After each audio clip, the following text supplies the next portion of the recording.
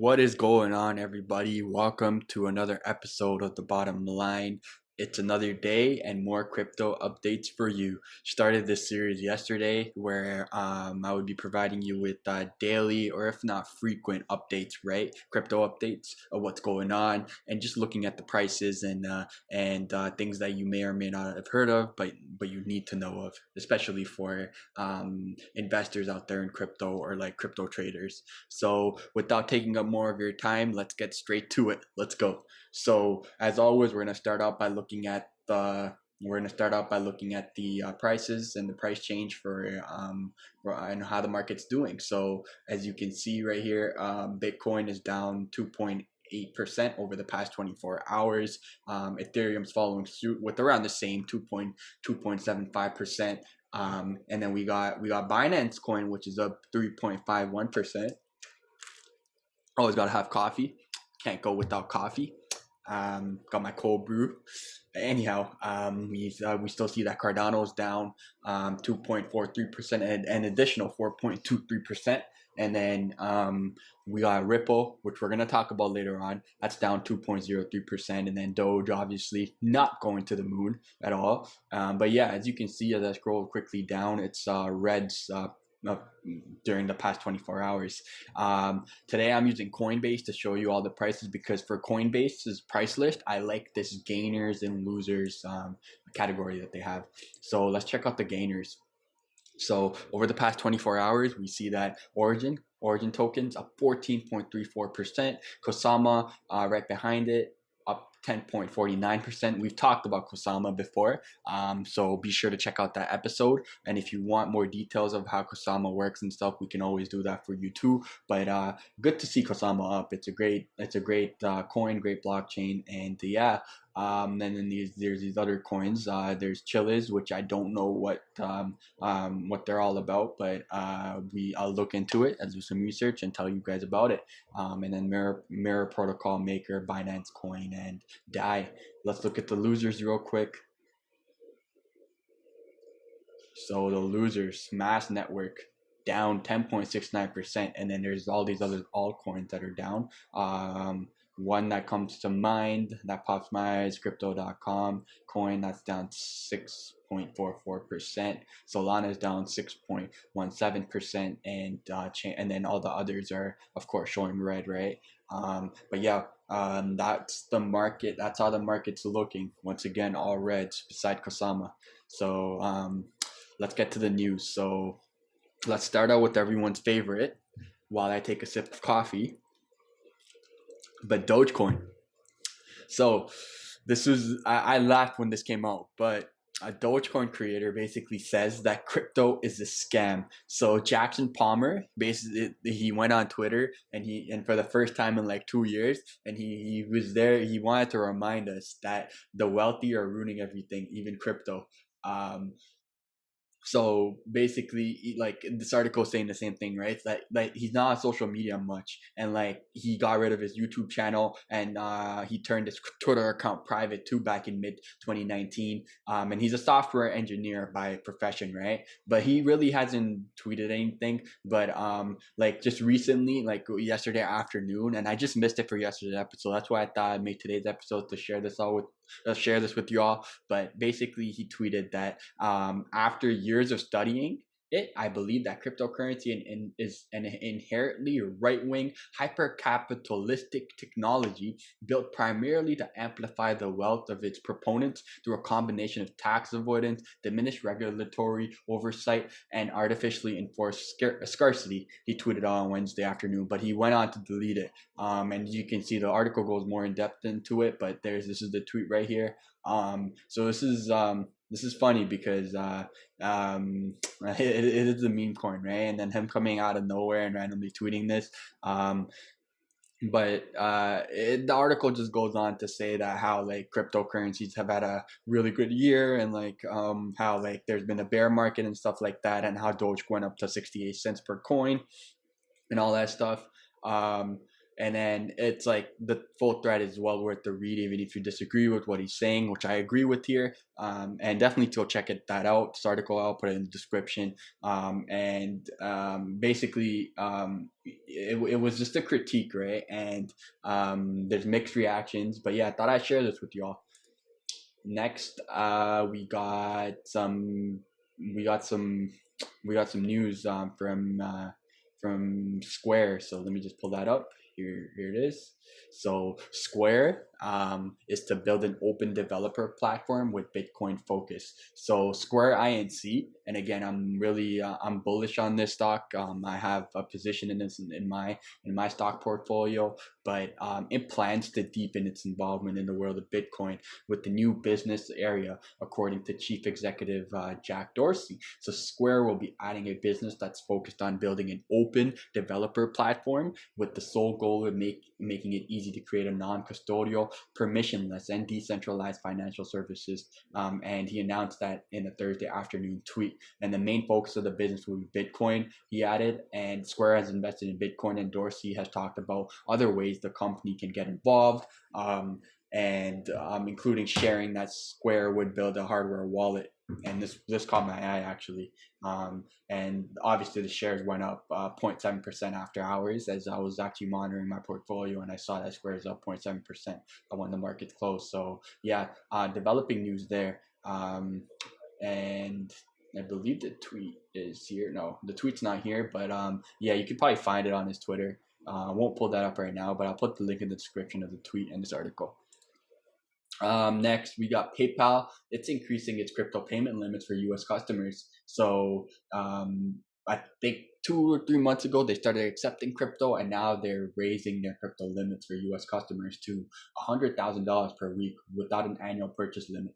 So yeah, that's great news for them and for the crypto world, obviously, because we all know PayPal is a big player in the financial market.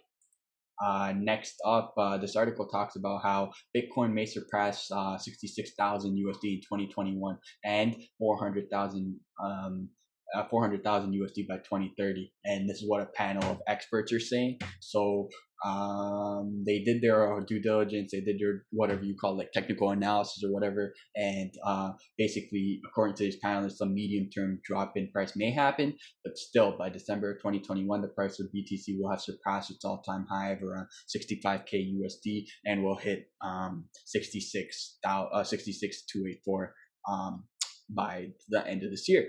And they're predicting that the median price of by December 2025 will be at a whopping 318,417, which is obviously 61% higher than what the price prediction was made in December 2020.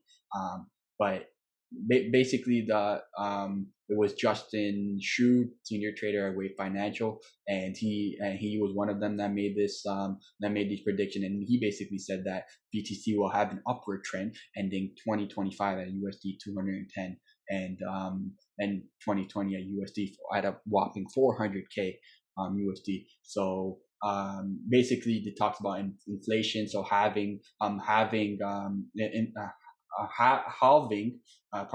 events and inflation along the way to 2025 and 2030 will likely trigger the larger upside moves. As I sip my coffee, let's read this. So, prices are likely to be continuously driven by supply and demand, and less availability for a wider group of users. So that's one of the reasons why this is a really bullish prediction, by the way. I mean, it could go up that much, but here's a chart just for our visual people out there. But it's pretty interesting to see how they made it. And then they also have a chart here. Is it time to buy, sell, or hold Bitcoin? And how low can it go before it goes up? And just in my opinion, I think it could drop like below 20k and then go all the way up. So just that's what the charts say. But again, it's all about long term for me. And I really don't look at charts that much. I just look at the 1 year charts. If I see potential gains, I will. And if the project's good, then I will put my money into it. But yeah, this is an interesting article. I'll put it in the description if you want to read more. Now moving on, we'll talk more about China now. So China's global Bitcoin hash rate was on decline before the crackdown. So this article talks more about that. Won't go into too much detail here, but it's just carrying on our conversation from yesterday, right? The topic that I was talking about China and Bitcoin's hash rate, pardon me, and all that. So this first paragraph basically says that it seems that the great miner migration began even before the last exodus from China. That country's share of the global BTC hash rate started declining before the latest government crackdown. In other countries that has seen an increase, right? While that other countries have seen an increase, found the Cambridge Center for Alternative Finance. So basically, what this article is saying in a nutshell is that miners started moving out of China even before this crackdown. So because they knew that like them concentrating in China won't be a good thing for Bitcoin. So they started moving out to other places, like I mentioned yesterday, right? Like Iran, Kazakhstan, Kazakhstan, Russia, etc. So this is actually great news for Bitcoin. And then we talked about Dogecoin already and how its co-creator anti-crypto Twitter rant met with skepticism. This is just another take on it. We started out with this, but it's another take on it and how the Twitter world reacted to it and the general crypto public. So yeah, this is a great article to read if you want to look more into this. But yeah, again, him coming out of randomly and tweeting this without even using Twitter or having a Twitter on private was quite surprising. But yeah, it's quite in the crypto world. You'll find humor like this as well. So yeah, take a look. Also, I told y'all to talk about Ripple. So earlier today, I think about like an hour ago or something. So Ripple had another massive win against SEC today in their ongoing legal implications after the court sided with them and authorized William Hinman's disposition. So Mr. Whale at Crypto Whale, I follow him on Twitter. Great account for crypto, so make sure you follow him. But essentially what he's saying is that once his entire lawsuit is settled and over with, it will provide so much clarity for the entire crypto industry. So yeah, Ripple again has a great potential use case for the future. So once they clear out this lawsuit, it's definitely going to be a clear sight of where that blockchain and where that coin's going. So yeah, this is great news. And yeah, just looking through his Twitter thread, everyone's replying, and yeah, some people are saying buy now, and some people are saying don't buy. But yeah, let us know in the comments below. What do you think about Ripple? Are you bullish on it? Are you buying right now, or do you, even after the lawsuit's cleared, do you see them going up or no? Like, what do you think? So yeah, let's discuss. Always down for some discussion, you know. And then more about China and Bitcoin mining. So this is basically building on to what I just talked about. So in the previous article. So this article is basically talking about China's Bitcoin crackdown cutting mining emissions and or shifting them somewhere else. So it's talking about the crackdown and what the objective is of the crackdown, right? So China's crackdown on Bitcoin mining is already showing results as the shares of the global community usage dedicated to mining, the energy intensive currency, has dropped from 3/4 to under half. But it is also having ripple effects that could worsen the currency's overall impact on global warming. So yeah, this article goes on about like the amount of electricity used and all that, and like if like emission like reducing emission is really the reason why China is cracking down on Bitcoin mining, or if it's like a political agenda. So yeah, it's just a different aspect of the crackdown and like why they're cracking down and what are the implications of it. So yeah, it's a great read. Once again, from Yahoo Finance, I'll leave it in the description below. Be sure to read that. And then to end off, just to add on to that, so Lex Moskovsky, my bad if I pronounced that incorrectly, but great dude, very educated in crypto. He's a chief investment officer at the Moskovsky Capital, Bitcoin and digital assets. So he has a lot of tweets about Bitcoin and all that. But I found this chart on his Twitter, and he tweeted this on December 11th. Sorry, not December. What am I saying? It's the coffee, I'm telling you. Let me take a little sip. That's good. But not December. I don't know why I said December, but July 11th. So 4 days ago. And this chart basically compares the mean hash rate, and it shows that how it's rebounding and it's going up. Now, this basically means that the miners are slowly moving out of China and going elsewhere. And I mentioned that before, I'm mentioning it again. And basically, having a higher hash rate means that Bitcoin is going to do good at a very high level. I don't want to go too in depth into it, but yeah, as we can see this thread right here, it's like also hash rate goes up, price follows hash rate drops, price doesn't actually care about hash rate.